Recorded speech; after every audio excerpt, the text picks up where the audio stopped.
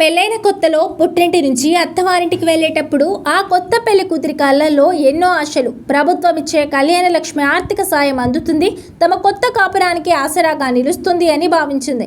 కానీ నెలలు గడిచాయి, కాలం మారింది, ప్రభుత్వాలు మారాయి. చివరికి ఆమె కడుపున ఒక ప్రాణం ఊపిరి పోసుకుని పండంటి పాపలా కూడా జన్మించింది. బిడ్డ పుట్టిన తర్వాత కానీ ఆ పేద తల్లికి కళ్యాణ లక్ష్మి చెక్కు చేతికందలేదు. ఆదిలాబాద్ జిల్లా బోత్ నియోజకవర్గం భీంపూర్ మండల కేంద్రంలో గురువారం చోటు చేసుకునే ఈ ఘటన ప్రస్తుత కాంగ్రెస్ ప్రభుత్వ పాలనా తీరుకు అద్దం పడుతోంది.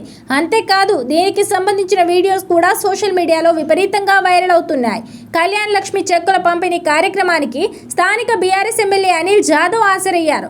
ఈ క్రమంలో ఒక లబ్ధిదారురాలు తన చంకలో కొన్ని నెలల పసిపాపను పట్టుకొని ఎంతో ఆశగా చెక్కు కోసం క్యూ లైన్ లో నిలబడడం అందరినీ ఆశ్చర్యపోయేలా చేసింది. ఆ దృశ్యాన్ని చూసి చలించిపోయిన ఎమ్మెల్యే అనిల్ జాదవ్ స్వయంగా ఆమె దగ్గరకు వెళ్లారు. ఎంతో ఆప్యాయంగా పసికందును కూడా చంకన ఎత్తుకొని తల్లిని యోగక్షేమాలు అడిగి తెలుసుకున్నారు. ఆ తల్లి చేతికి కళ్యాణ లక్ష్మి చెక్కును అందజేస్తూ, అక్క, పెళ్లి సమయానికి అందాల్సిన సాయం ఈ ప్రభుత్వ నిర్లక్ష్యం వల్ల బిడ్డ పుట్టేదాకా ఆలస్యమైంది అని ఆవేదన వ్యక్తం చేశారు.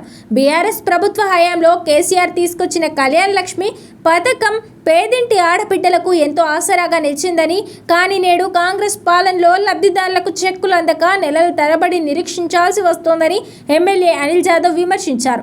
పెళ్లి ఖర్చుల కోసం తెచ్చిన అప్పులకు వడ్డీలు పెరుగుతున్నాయని, ప్రభుత్వం వెంటనే స్పందించి పెండింగ్లో ఉన్న కళ్యాణ్ లక్ష్మి, షాదీ ముబారక్ చెక్కులను తక్షణమే విడుదల చేయాలని డిమాండ్ చేశారు.